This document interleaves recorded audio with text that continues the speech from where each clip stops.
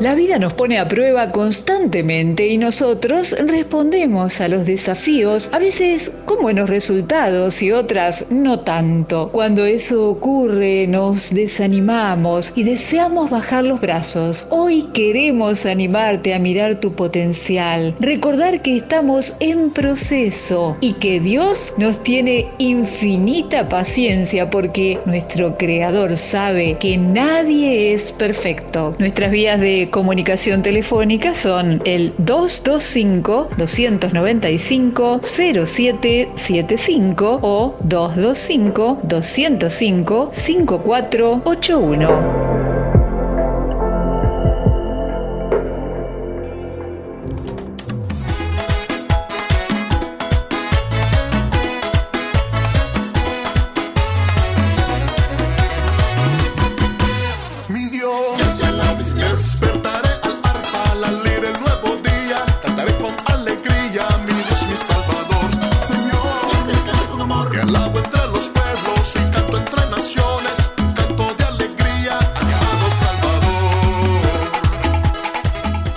Hola, ¿cómo están, queridos hermanos? Una vez más aquí para compartir la palabra de Dios.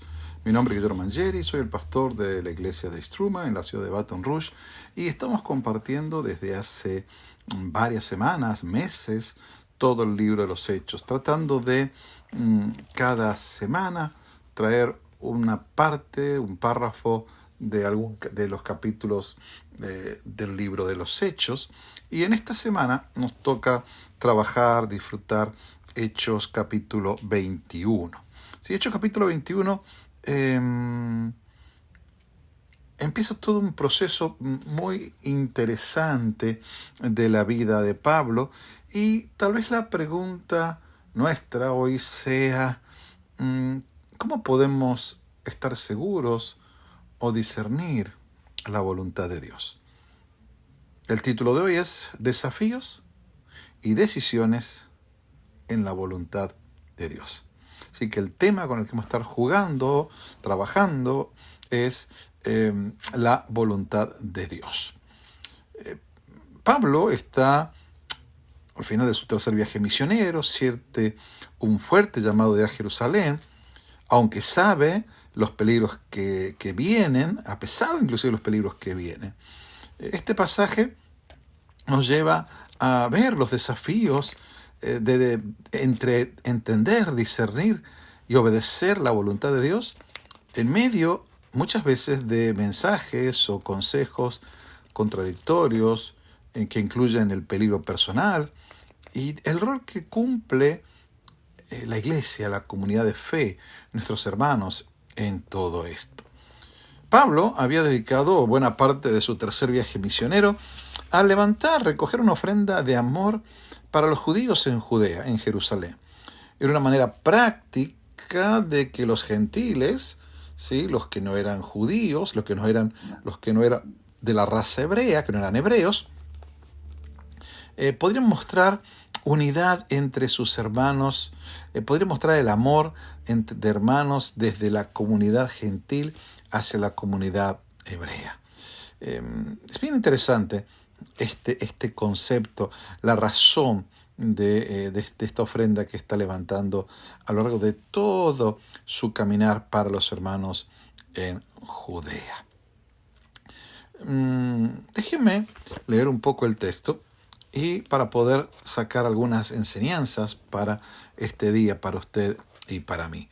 Dice, después de separarnos de ellos, ¿se acuerdan que habíamos terminado cuando se había despedido de los ancianos allí en Mileto, que lo abrazan y lloran, sabiendo que no le iban a ver más? Así que dice, después de separarnos, zarpamos, fuimos directamente a Cos, al día siguiente a Rodas y de allí a Pátara, y hallando un barco que sería Fenicia, nos embarcamos y zarpamos, avistamos Chipre, pero la dejamos en la mano izquierda y continuamos rumbo a Siria y llegamos a Tiro, donde el barco debía descargar.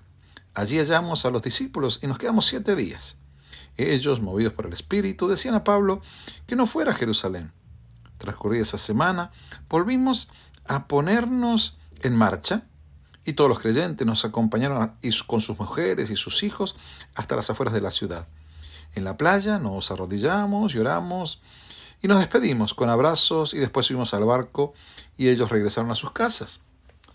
Nosotros completamos la navegación yendo desde Tiro hasta Tolemaida y allí saludamos a los hermanos y nos quedamos con ellos un día. Pablo y los que con él estábamos marchamos al día siguiente a Cesarea y nos dirigimos a la casa de Felipe, el evangelista, que era uno de los 7, ¿se acuerdan? Allí cuando se nombran a los 7 servidores de las mesas con el problema que hubo de las viudas. Bueno, y nos hospedamos en su casa.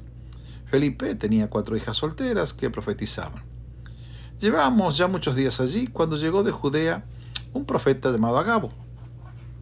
Vino a vernos y tomando el cinto de Pablo ató a los pies y en las manos y dijo: esto dice el Espíritu Santo, los judíos en Jerusalén atarán hacia el hombre a quien pertenece este cinto y le entregarán en manos de los gentiles. Al oír esto nosotros y los creyentes de aquel lugar rogábamos a Pablo que no fuera a Jerusalén. Pero Pablo respondía: ¿por qué lloran? Se me parte el corazón, pero en nombre del Señor estoy dispuesto no solo a que me aten, sino a morir en Jerusalén. Como no había manera de disuadirlo, dejamos de insistir y dijimos que se haga la voluntad del Señor. Algunas características de la lectura que tuvimos haciendo recién.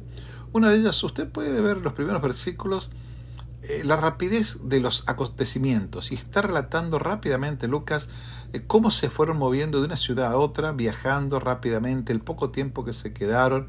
Así que podemos ver el apuro que tenía Pablo para llegar. Él no quería demorarse como otras partes, otros viajes que se tomaba tiempo para estar con los hermanos. No, el tiempo que quedaba con los hermanos era el mínimo, indispensable y necesario. Uno. La otra característica de la lectura es, acá vemos tremendamente a Lucas, el escritor, cómo él se incluye en la conversación. Zarpamos, fuimos, hablamos, le hablamos, ¿no? Esta es parte de. Y también vemos distintas perspectivas de lo que iba a pasar, de esta situación, de lo que Pablo pasaría en el futuro en Jerusalén.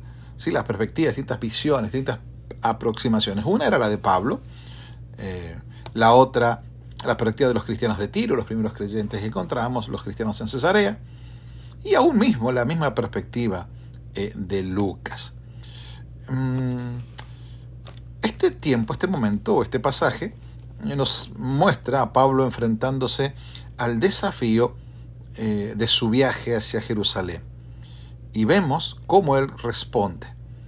Y yo quiero que nos detengamos un momento a ver 3 conceptos de entender la voluntad de Dios.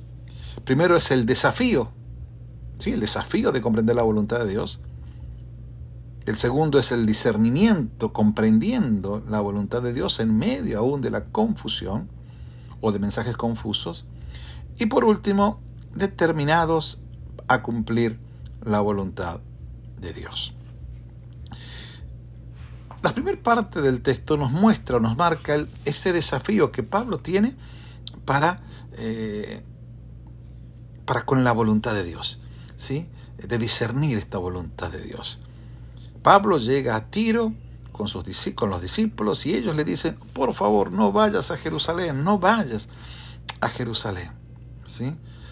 Es bien interesante porque no solamente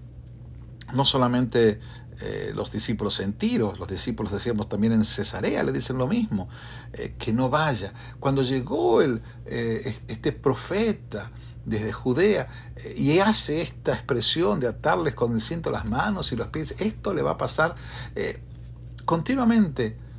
Todos, incluyendo Lucas, le dicen que no vaya. La vida de Pablo, como la vida de muchos hombres de fe, está llena de desafíos para comprender la voluntad de Dios. Piensen tal vez en Moisés, que tuvo que enfrentar al faraón, y él fue fiel al llamado de Dios para sufrir lo que sufrió para liberar al pueblo de Israel. Él escuchaba consejos de estos hermanos de la iglesia, totalmente bien intencionados, pero contradictorios. Y muchas veces usted y yo nos encontramos para tratar de comprender ese desafío queremos conocer la voluntad de Dios Y hay una tensión, ¿sí? Una fuerte tensión entre la lógica o el sentido común y la guía divina. Aunque no se menciona, no lo menciona el texto, pero seguramente Pablo ha estado orando y en comunión con Dios, lo que le da la certeza de continuar su viaje. Es muy interesante que algunos comentaristas dicen que la voluntad de Dios era que Pablo no vaya. Y parecería ser que inclusive algunos expresan como que el texto nos muestra a un Pablo cabeza dura, tosudo, que hace su propia voluntad sobre la voluntad de Dios. Pero si leemos en detenimiento, que te digan lo que va a pasar no quiere decir que no deba ir, sino simplemente contar qué le va a suceder más adelante, ¿sí? Así que es muy interesante. Y yo quiero recomendarte, al desafiarte a buscar la voluntad de Dios, recordar el texto de Santiago que dice, si alguno de vosotros tiene falta de sabiduría, no es sabio, tiene falta de sabiduría, pídale a Dios, que Él va a dar abundantemente, sin guardar nada. Qué importante que usted y yo oremos cuando nos desafiemos, estemos enfrente al desafío de conocer la voluntad de Dios. El segundo punto es discernir la voluntad de Dios en medio de esta confusión. Uno tiene está desafiado a hacer la voluntad de Dios, a seguir la voluntad de Dios, a conocer la voluntad de Dios, pero llega un momento en donde tenemos que discernir entre tantas voces cuál es la voz de Dios, ¿sí? La profunda angustia, por ejemplo, del Señor Jesús cuando está en Getsemaní, cuando Él pide, por favor, Padre, pasa de mí esta copa, pero no sea lo que yo quiero, sino sea hecha tu voluntad. Una determinación fuerte frente a la oposición. Saber que ser discípulo del Señor tiene un costo. Cuando dijo, toma tu cruz y sígueme, tiene un costo muy fuerte. Y saber, para discernir la voluntad de Dios, discernir que hay un propósito divino, final, en el corazón de Dios. Y tengo que tener confianza en ello, descansar en esto. Tengo que recordar que la Biblia dice en Romanos 8 que a los que aman a Dios, todas las cosas les ayudan a bien. Esto es, a los que conforme a su propósito son llamados. Pablo vivía en la convicción de que todo estaba bajo la mano del soberano Dios, incluso si debía sufrir. Y por último, determinación para cumplir la voluntad del Señor. A pesar de lo de la comunidad de fe, la iglesia le decía, los hermanos le decían, él estaba determinado. ¿Sí? La pregunta sería para mí, ¿estoy dispuesto yo a obedecer la voluntad de Dios, incluso en medio de mensajes contradictorios, e inclusive de mensajes no solamente contradictorios, sino negativos hacia lo que va a ir adelante?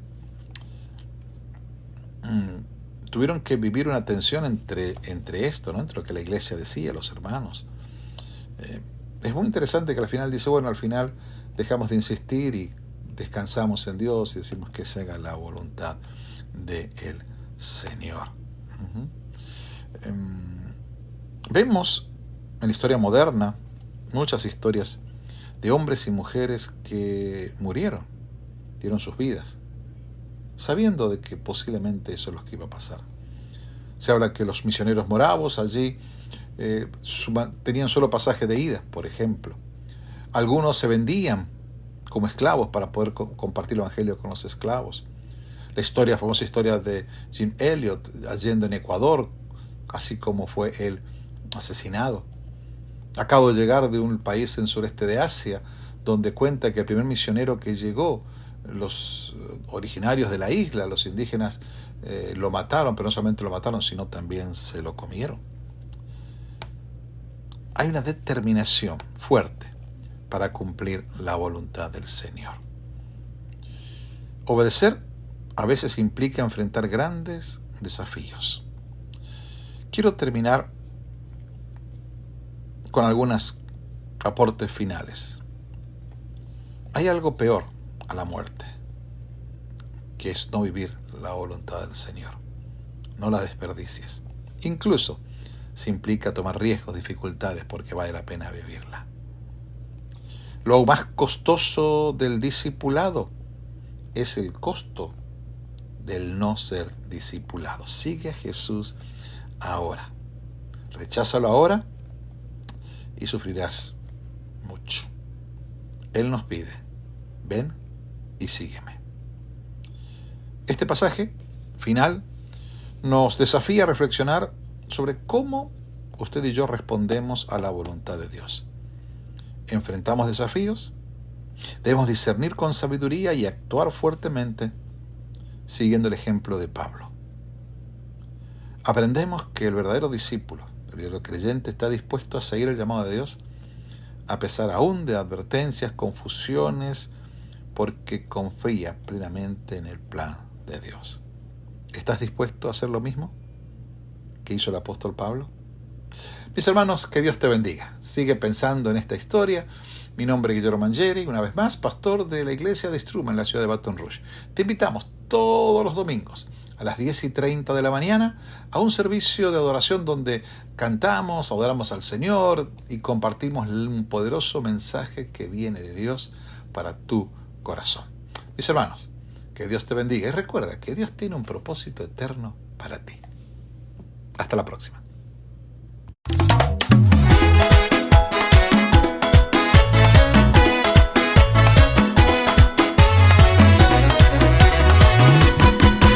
Mi Dios, despertaré al arpa, al alegre el nuevo día, cantaré con alegría, mi Dios, mi Salvador. Señor, te alabo entre los pueblos y canto entre naciones, un canto de alegría a mi amado Salvador.